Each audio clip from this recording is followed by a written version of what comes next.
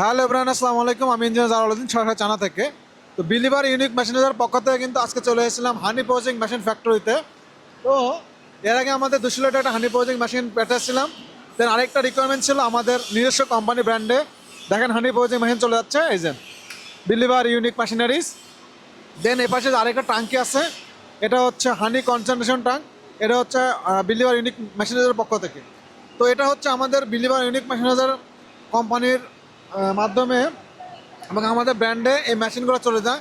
তো যারা 50 litre, 20 litre, 100 litre, 200 litre, 500 litre, 1000 litre অথবা 2000 লিটার হানি পোজিং মেশিন নিতে চান, তারা অবশ্যই আমার যোগাযোগ করবেন।